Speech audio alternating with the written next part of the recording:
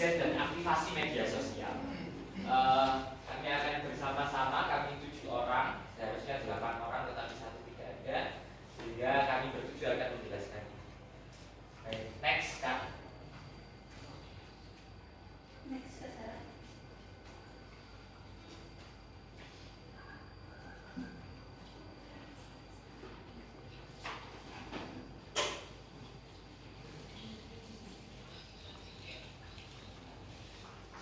Ya, baik.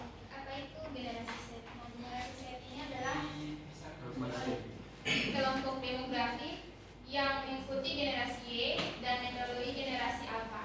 Biasanya generasi Z ini mencakup individu yang lahir sekitar pertengahan 1990-an hingga awal 2010.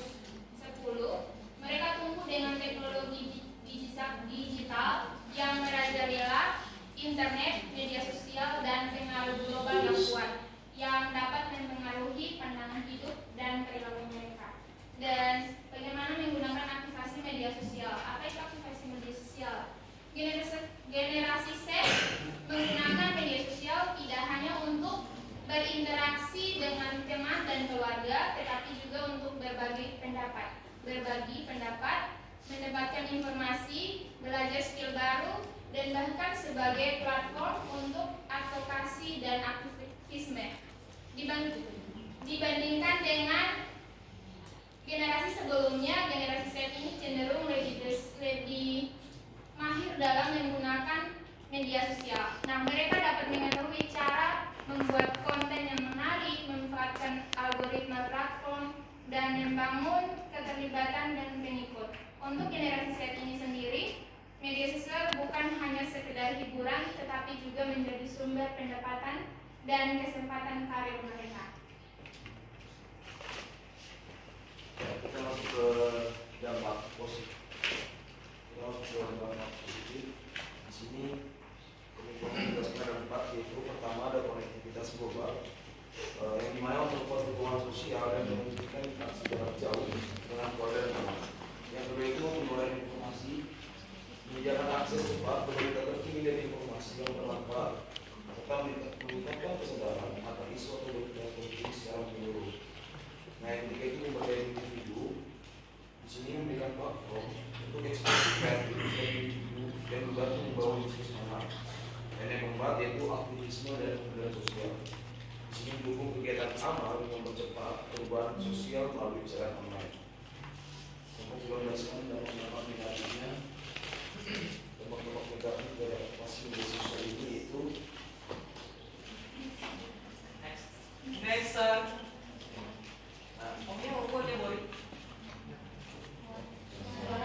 Oh ya, ini dampak negatifnya ada 4. Pertama yaitu masalah privasi, meningkatkan resiko kebocoran data dan potensi penyalahgunaan data atau informasi. Dan yang kedua itu adalah penyebaran hoax, menyebabkan penyebaran informasi palsu yang dapat merugikan. Yang ketiga itu kesehatan mental, menyebabkan tekanan sosial kecemasan dengan adanya gengsi dan adanya cyberbullying yang dapat membuat depresi.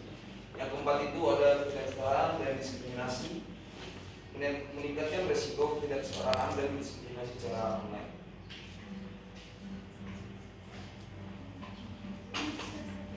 Next, ya, refleksi teologis yang di sini modal transcendental menampilkan sebuah pergeseran yang mendasar dalam proses mengenal realitas. Realitas tidak dimulai dari ada di luar sana, yang lepas dari pengenalan manusia.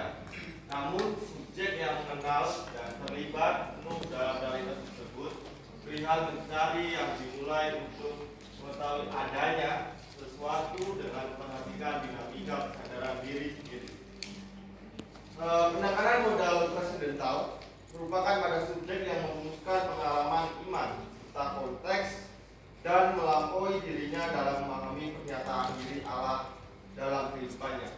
Bagi modal transendental, dunia ini adalah raga. Allah artinya dunia ini merupakan salah satu yang sakral karena Allah mengkomunikasikannya dalam dirinya kepada manusia melalui interaksi Yesus dan menjadi ruang untuk memahami Allah secara autentik. Selanjutnya, Perlu kita sadari bahwa sebenarnya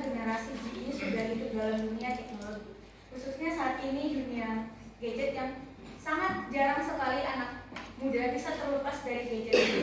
Nah, kelompok kami mencoba untuk memetakan apakah sebenarnya generasi Z ini yang saat ini kami yakini bahwa spiritualitasnya sangat berkurang dari generasi-generasi sebelumnya, apakah dapat menemukan Tuhan itu di dalam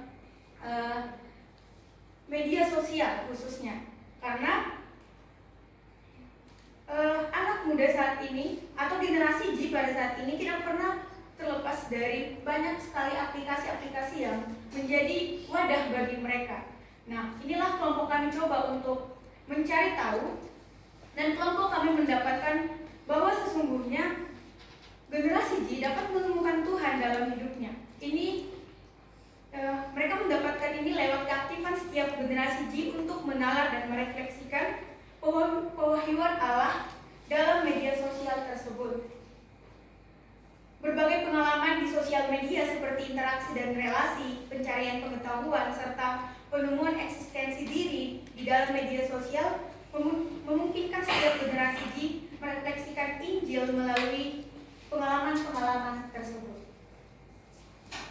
Dengan begitu, kelompok kami merumuskan sebuah esensi Injil dengan kalimat next kan.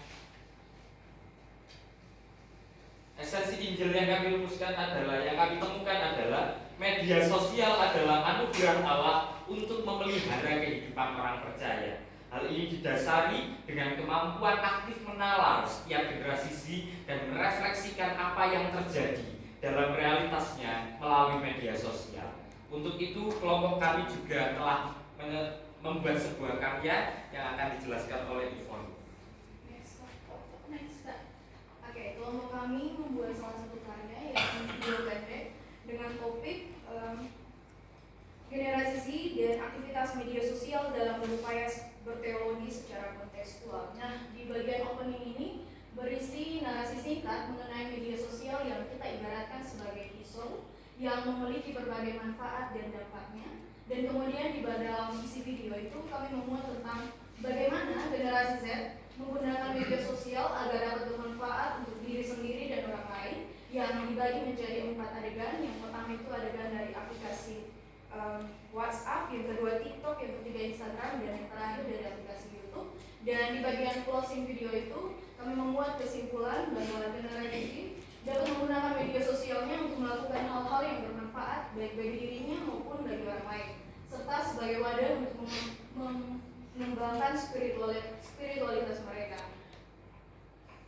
Demikian. Dan kita akan saksikan video yang